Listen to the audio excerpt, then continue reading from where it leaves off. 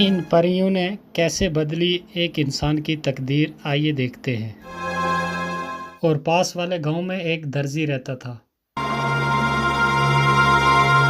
इसके 3 लड़के थे। दर्जी बहुत ही गरीब था। दर्जी के पास सिर्फ एक ही बकरी थी। तीनों लड़के इसी बकरी का दूध पीकर किसी तरह अपनी ज़िंदगी का गुजारा करते थे। वो बारी बारी इस बकरी को जंगल चराने के लिए ले जाया करते थे। कुछ अरसा ऐसे ही गुजर गया। जब बकरी का दूध कम पड़ने लगा तो जो बड़ा बेटा था उसने बाहर कमाने का सोचा।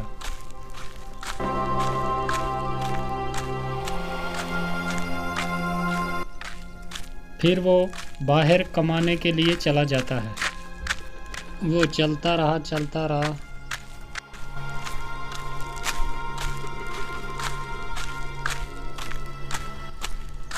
फिर उसे चलते चलते रास्ते में एक व्यापारी मिला। व्यापारी ने लड़के से पूछा, अरे भाई ज़रा सुनो तो, कहाँ जा रहे हो तुम? मैं कहीं कामकाज ढूंढने जा रहा हूँ। हमारे घर के हालात कुछ अच्छे नहीं हैं। हम 3 भाई हैं और हमारे घर में सिर्फ एक ही बकरी है जिसका दूध पीकर हम जवान हुए, और आगे ज़िंदगी का गुजारा करने के लिए हमारे पास कुछ भी नहीं है। इसलिए उन तीनों में से बड़ा भाई मैं ही हूँ उनका, तो मैं कहीं कमाने जा रहा हूँ।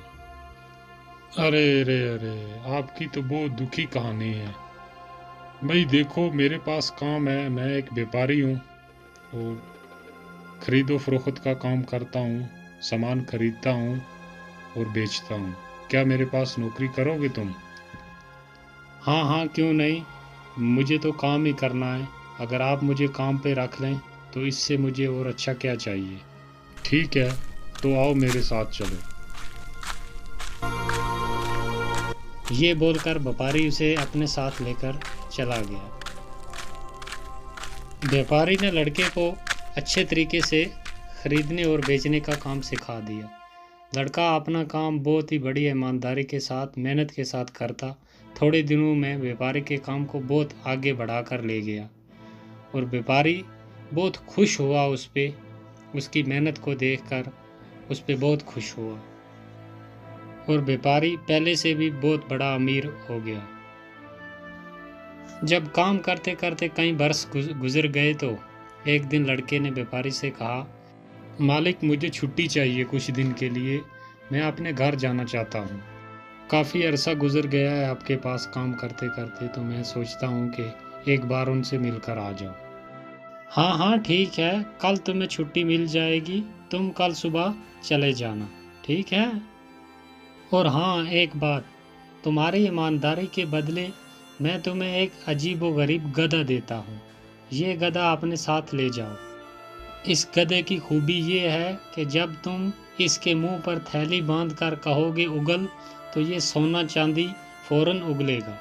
चाहे थैली कितनी बड़ी क्यों ना हो, फौरन भर जाएगी। इससे तुम्हारा और तुम्हारे परिवार का अच्छे से गुजारा हो जाएगा। अरे मालिक, धन्यवाद, आपने इतनी अच्छी चीज़ मुझे दी। तो अच्छा, मैं चलता हूँ। लड़का गधे को लेकर खुशी खुशी घर रवाना हो गया।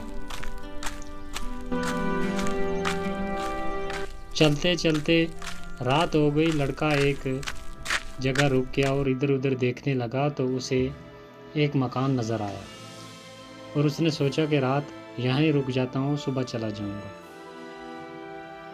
लड़का जब इस घर में गया तो वहाँ एक आदमी रहता था और उससे कहा, भाई साहब, मुझे रात काटनी है, क्या मैं रात रुक सकता हूँ आपके पास?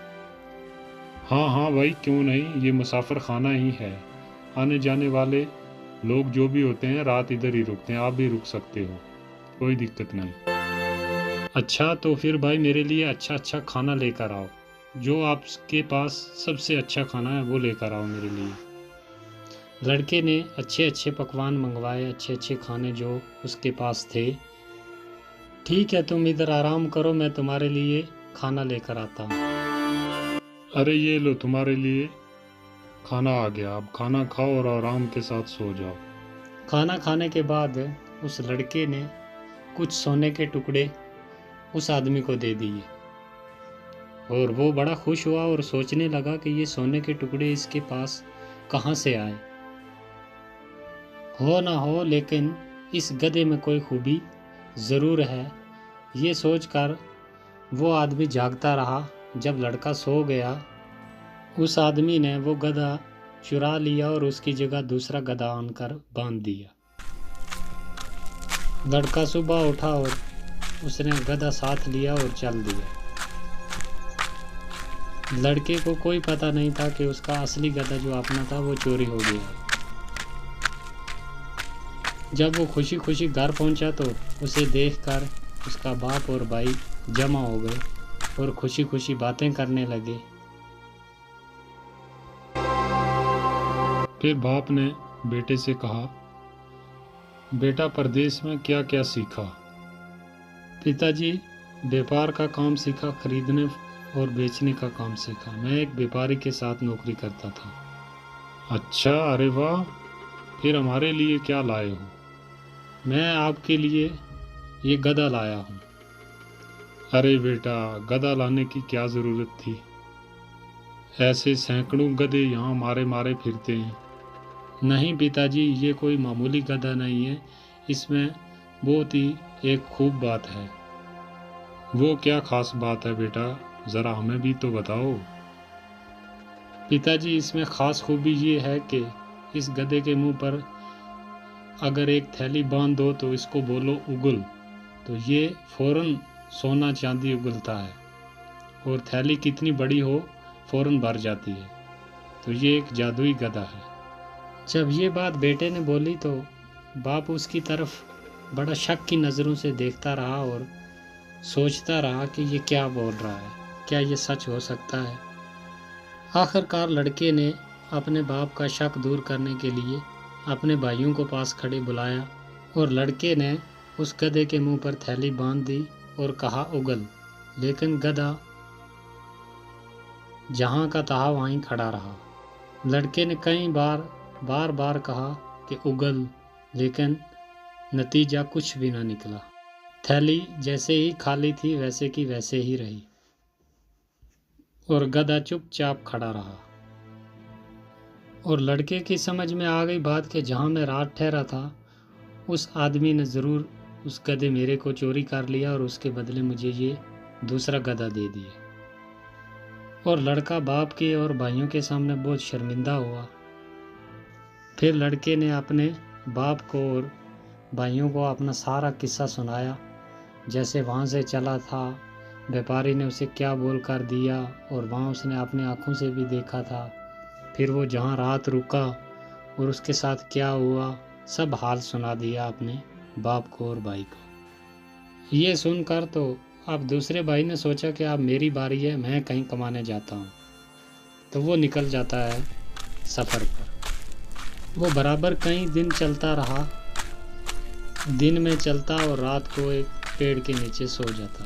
सुबह फिर अपना सफ़र जारी कर लेता।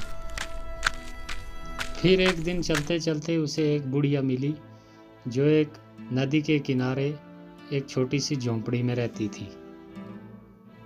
लड़का भी उस बुढ़िया के साथ रहने लगा। जो काम वो बुढ़िया उसको बतलाती वो उसे बहुत मेहनत और ईमानदारी के साथ कर देता था। बुढ़िया भी उसके काम से बहुत खुश थी। लड़के ने एक दिन उस बुढ़िया से कहा, मुझे ना अपने घर जाना है, तो मैं फिर वापस आ जाऊंगा, कुछ दिन के लिए मैं अपने घर जा रहा हूँ। हाँ बेटा, बिल्कुल जाओ। मैं आपके काम से बहुत ही खुश हूँ, लेकिन मेरे पास सोना चांदी नहीं है तुम्हें देने के लिए। मेरे पास सिर्फ ये एक डिबिया है, ये तुम अपने साथ ले जाओ। और ये कोई मामूली डिबिया नहीं है, इसकी एक खूबी है। और इसको जब तुम कहोगे कि भर जा, और ये अच्छे अच्छे खानों के साथ भर जाएगी। चाहे आदमी कितने भी क्यों ना हो, पेट भर के खाना खा लेंगे। और तुम ये डिबिया अपने साथ लेकर जाओ। लड़का बहुत खुश हुआ और उसने वो डिबिया अपने साथ ली और चल दिया घर की तरफ। वो भी चलते चलते उसी जगह पहुंच गया जहाँ पर उसका भाई बड़ा जो था वो रात रुका था, उसी आदमी के पास। वो भी वहीं रुक गया रात गुजारने के लिए। और उस आदमी ने उससे पूछा, भाई क्या खाना खाओगे कुछ? अरे नहीं भाई, तुम तकलीफ मत करो, मैं तुम्हें खाना खिलाता हूँ, मेरे पास बहुत खाना है। तुम्हारे पास तो कुछ भी नहीं है, तुम कहाँ से खाना खिलाओगे?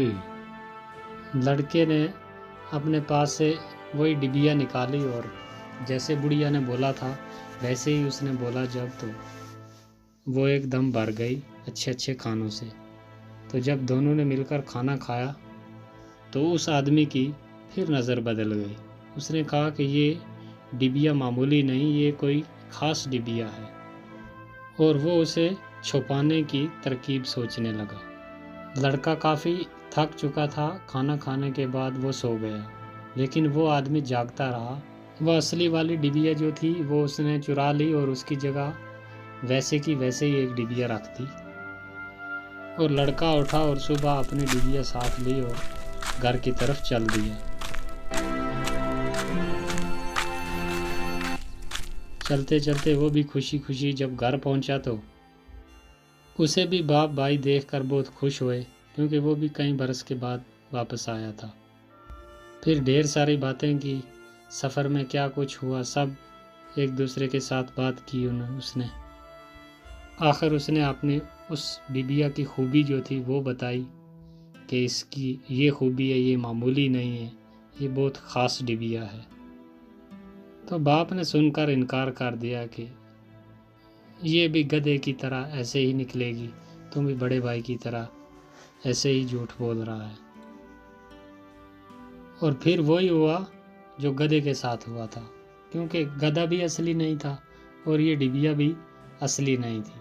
तो देखकर बहुत ही परेशान हुए वो, और उसने भी अपने भाइयों से और बाप से अपना सारा किस्सा कह सुनाया, जो उसके साथ रास्ते में हुआ, कैसे बुढ़िया ने दी रात, कहाँ रुका, तो सब हाल सुना दिया।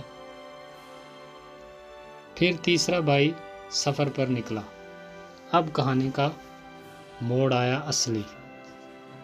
लड़का एक मैदान से गुजर रहा था। असल में ये मैदान परियों का था। रंग बिरंगे फूल चारों तरफ खिले हुए थे, हरी हरी घास सब्ज मखमल की तरह फैली हुई थी, बीच बीच में नदियाँ भी बह रही थी और हवा खुशबू में बसी हुई थी। लड़का थोड़ा आराम करने के लिए ठहर गया वहाँ पर। हवा की मस्त खुशबू ने आँखों में नींद भर दी और वो जल्दी ही एक फूल के नीचे सो गया। लड़का अभी सोया ही था कि नीलम परी जो उस फूल पर रहती थी वो उतरी और लड़के को हवा में उड़ा ले गई। दूसरे दिन लड़के ने अपने आप को बहुत ही घने जंगल के बीच पाया। वो कहाँ है या कैसे आया, अभी इन बातों को सोच ही रहा था कि सारा जंगल तरह तरह की आवाज़ों से गूंज उठा और देखते ही देखते एक लाल रंग की रोशनी पूरे जंगल पर फैल गई। और लड़का बहुत परेशान हुआ और बार बार सोचा, लेकिन उसे कुछ समझ ना आया। इतने में उसके कानों में एक बहुत जोरदार आवाज़ आई और फिर से सारा जंगल नीले रंग में रंग गया। उस आवाज़ को सुनकर लड़का घबरा गया और एक तरफ भागा। उसके भागने पर जंगल की सब परियां हंस पड़ी। दरअसल बात यह थी कि परियां लड़के के साथ खेल रही थीं। जब परियों का खेल खत्म हो गया तो नीलम परी उस लड़के के पास आई और लड़के को बोली, तुम हमारे मैदान में क्या कर रहे हो? मुझे नहीं मालूम था कि मैदान आपका है। यहाँ आना मना है क्या? अब दोबारा कभी भूल कर भी नहीं आऊँगा। क्यों, मैदान पसंद नहीं आया क्या? नहीं नहीं, वो बात नहीं। मैदान तो मुझे बहुत पसंद है, लेकिन जंगल मुझे पसंद नहीं। क्यों, डर लगता है जंगल में क्या? जी हाँ, बहुत डर लगता है। ओह, ये बात है। अच्छा, तो अपनी आंखें बंद करो कुछ देर के लिए।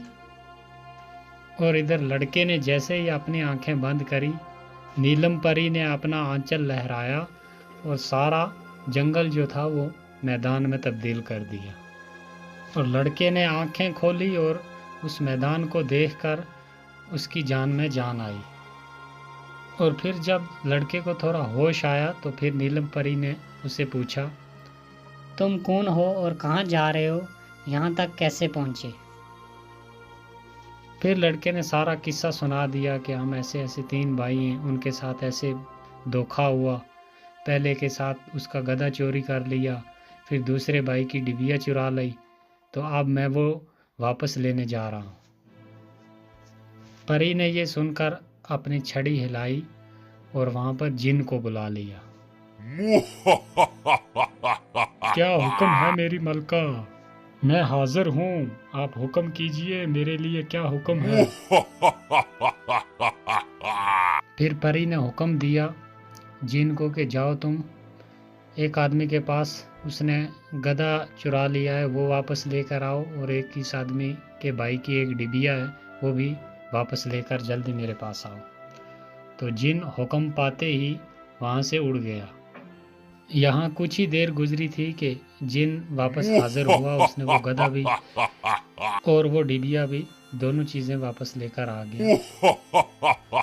परी ने लड़के को कहा कि ये अपना गधा और ये डिबिया भी ले जाओ, और मेरी तरफ से ये एक डंडा भी अपने साथ ले जाओ। और परी ने कहा कि जब कोई तुम्हारा दुश्मन आ गया तो इस डंडे को हुक्म देना, फिर ये डंडा उस आदमी की पीठ पर बहुत खूब नाच दिखाएगा और इतना मारेगा ये डंडा उस आदमी को कि वो आदमी फौरन वहीं बेहोश हो जाएगा। लड़का अपनी सब चीज़ें साथ लेकर घर जाने के लिए जब तैयार हुआ तो नीलम परी ने जिन को हुक्म दिया कि इस लड़के को बाहिफाजत इसके अपने घर तक पहुंचा कर आओ, ये तुम्हारी जिम्मेदारी है। और जिन ने हुक्म सुनते ही सारा सामान उठाया और लड़के को अपने हाथ पर बिठाकर हवा में उड़ गया।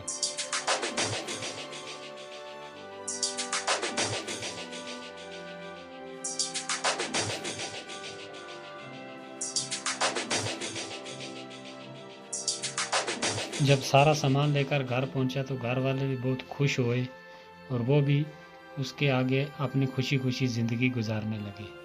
तो दोस्तों, कहानी अच्छी लगी तो वीडियो को लाइक करें और चैनल को एक बार ज़रूर सब्सक्राइब करें।